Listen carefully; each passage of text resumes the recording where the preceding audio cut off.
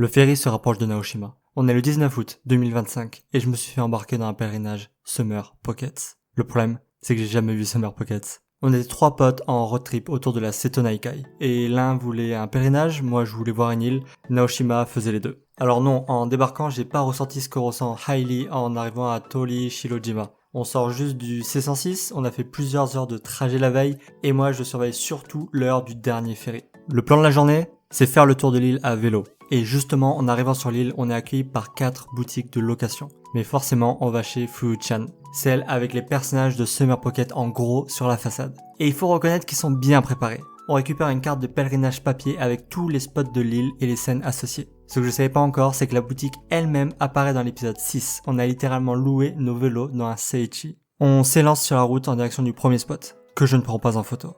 Après tout, c'est mon pote qui fait le pèlerinage. Moi, je suis juste là pour profiter de la balade et prendre ma revanche sur le pèlerin à vélo de Gifu. Mais on dit que le naturel revient en galop, et devant cette carte de lieu à collectionner, je commence moi aussi à prendre des photos. Non plus de paysages, mais des barrières, des routes, toutes les scènes qui collent à l'anime. Mais jusqu'ici, on a fait que des Seiichi obscurs. Le premier endroit où on a croisé des pèlerins, c'était le Benzai Ten. C'est l'endroit où Shiroha pêche dans la série. Et on n'a pas croisé juste quelques personnes. Il y avait bien plus d'une dizaine de pèlerins qui venaient parfois même avec des goodies prendre en photo l'endroit. C'est pas pour rien que l'endroit est tagué lieu de culte sur Google. Bref, je fais la queue comme tout le monde pour prendre mes photos sans vraiment savoir pourquoi le lieu est aussi important.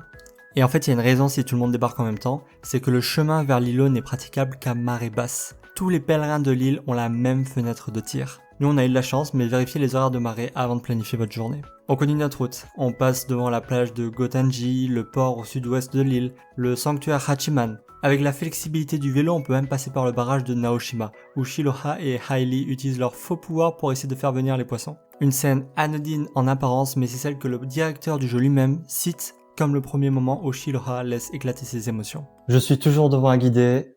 Ça y est, j'ai sombré, je me suis pris au jeu. Quand on arrive à Honmula, la partie habitée à l'est de l'île où Hailey loge, on retrouve à nouveau les fans de Benzaiten. On est tous devant la façade d'Ishii Shoten. L'intérieur est le même que dans l'anime, mais on peut y entrer qu'en y dormant. Alors dehors, on se rabat sur ce qu'on peut.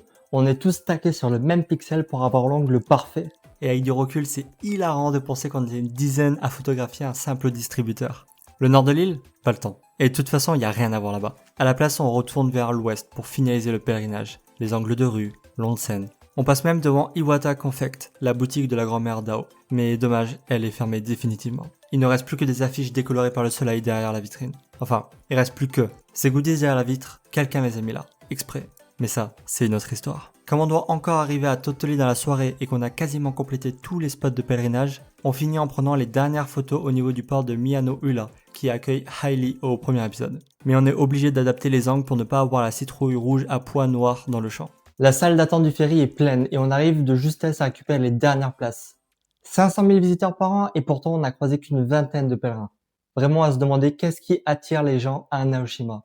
Le ferry se rapproche de Naoshima. Je fais partie des 500 000 touristes qui visitent l'île tous les ans. L'île, elle, ne compte que 3 000 habitants permanents. Je passe devant Iwata Confect, la boutique de la grand-mère Dao dans Summer Pocket. C'était une des dizaines de boutiques que comptait l'île à l'époque, mais elle a fermé en 2023, avant même la sortie de l'anime. L'endroit a été volontairement gardé en l'état pour les fans, avec des posters et des gouttes exposés en vitrine. Mais plus aucun enfant n'y achètera de kakigori ou de barres de pastel. Et pourtant, ça n'a pas toujours été comme ça. Du ciel et de la pêche dès l'ère Kohun, du commerce maritime, et le toli en granit du sanctuaire Hachiman, celui de mes photos de pèlerinage, veille déjà sur l'île quand le shogunat prend le contrôle direct de l'île en 1660. Sur cette île prospère, les arts gagnent en popularité. On y joue le kabuki, on se passionne pour le théâtre de marionnettes, appelé le bunraku. Mais en 1873, le bateau parti chercher des nouvelles marionnettes à Awa fait naufrage au retour au large de Shodoshima. La passion de Naoshima pour le bunraku s'éteint avec les disparus. Sur cette île, la mer prend autant qu'elle donne. L'arc de Shiroha nous le rappelle bien. Au XXe siècle, l'industrie est florissante au Japon,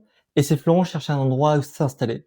Ou plutôt, à sacrifier. Mitsubishi est une de ces entreprises. L'industrie du cuivre est très polluante et d'autres îles comme Teshima refusent leur installation. À l'inverse, pour Naoshima, la situation dégénère. L'île connaît de mauvaises récoltes et des maladies à répétition et a besoin d'un moyen de relancer son économie. Pour le maire de Naoshima, c'est une aubaine et il accepte en 1917 l'installation des fonderies. Mais même une fois la décision prise, les propriétaires terriens inquiets des fumées résistent. Il faut plus de 75 sessions au maire pour les rassurer. Le maire, Matsushima, déclare qu'il n'y a plus aucun avenir pour Naoshima dans l'agriculture et la pêche, et que pour l'île, ce contrat, c'est assurer le bonheur du village pour 100 ans.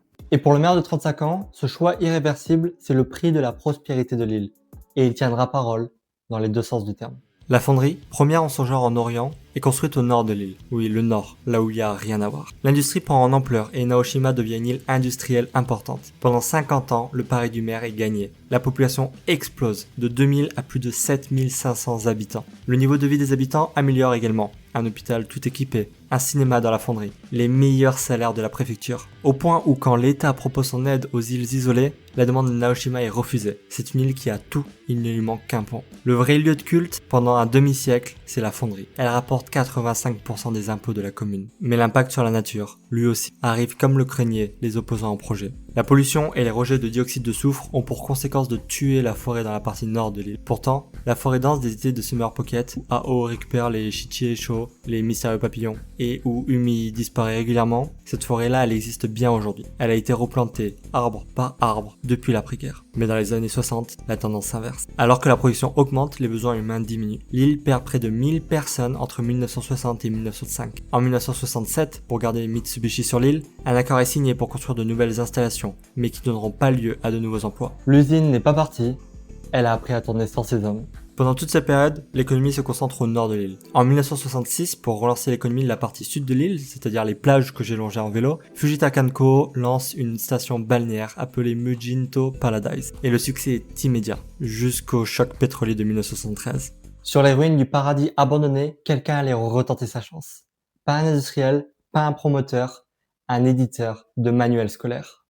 Le ferry se rapproche de Naoshima. La première chose que je vois depuis le pont du bateau, c'est cette drôle de citrouille rouge à points noirs. Pourtant ces citrouilles, elles, n'apparaissaient nulle part dans l'anime. Le plan de la journée, faire le tour de l'île à vélo. Inconsciemment, on se dirige vers l'enseigne avec Summer Pockets, affiché en gros. Pourtant, il y a 4 boutiques. 500 000 visiteurs sur l'île chaque année et un tri qui se fait dès la sortie du port. Eux aussi suivaient une carte, mais pas la même que nous. Au milieu des années 60, l'île sortait de 2 paris perdus. L'usine tournait sans les hommes et le paradis balnéaire avait fait faillite. Et c'est un éditeur de manuels scolaires qui va rendre l'île célèbre dans le monde entier. C'est le même pattern qu'un demi-siècle plus tôt. En 1916, le maire et un industriel se sont réunis pour relancer l'économie de l'île. En 1985, c'est un maire et un éditeur. Le maire, Chikatsugu Miyake, voulait développer la culture et l'éducation sur l'île. Tetsuhiko Fukutake, le fondateur de Fukutake Publishing, rêve de créer un endroit où les enfants du monde entier pourraient se rassembler dans la Setonaikai, sur une île qui perdait les siens. Mais Fukutake décède en 1986, avant le premier camp de 1989. C'est son fils, Soichiro Fukutake, qui reprend le flambeau avec une vision.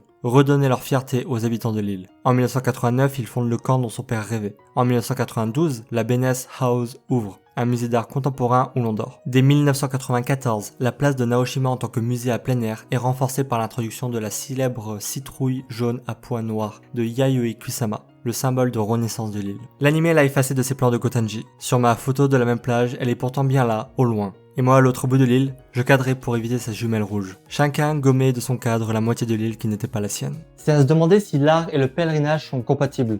D'un côté, on a la centaine de milliers de visiteurs qui viennent voir l'île retransformée, et de l'autre côté, on a les pèlerins qui viennent pour le côté rural et nostalgique. Et pourtant, les deux coexistent. Depuis le début, la volonté de Fukutake est d'utiliser l'existant et la nature, de redonner leur fierté à la population locale. Pour cela, il contacte l'architecte Tadao Ando, connu pour designer des bâtiments qui se fondent dans le décor. À Honmula, de vieilles bâtisses abandonnées deviennent des œuvres. C'est l'Art House Project. À 3 rues de là, une autre vieille bâtisse héberge des pèlerins. Ishii Shoten, l'auberge de Hailey. Même quartier, même principe, deux publics. Derrière le sanctuaire de mon pèlerinage se cache une œuvre d'art que j'avais complètement manqué. J'étais tellement focalisé à chercher les angles de vue de l'anime que je n'ai même pas remarqué que l'escalier du Go Shrine était en verre. Et l'on de scène de l'anime, c'est le Naoshima Bath I Love You, un bain public refaçonné par l'artiste Shinro Otake. Les 500 000 visiteurs viennent en fait voir les mêmes lieux que la poignée de pèlerins, et pourtant on voit pas du tout la même chose. On dit que l'art a sauvé Naoshima, mais l'art lui il a jamais eu besoin d'être sauvé. En 1948, alors que les collines du Nord commencent à reverdir, 4 femmes de l'île relancent le bunraku, cet art de marionnette qui fait un naufrage en 1873. Aujourd'hui, elles le jouent dans le hall de Naoshima, construit pour la triennale de 2016. L'expansion ne s'arrête plus, de nouveaux musées, des triennales. Et en 2025, la BBC classe Naoshima parmi ses 25 destinations mondiales à visiter. C'est la seule entrée japonaise. Et la même année, Summer Pocket commence sa diffusion. Et un an après mon passage, pour plus être un pèlerin qui savait pas pourquoi il était allé à Naoshima, j'ai choisi la carte que je voulais suivre. J'ai regardé Summer Pocket.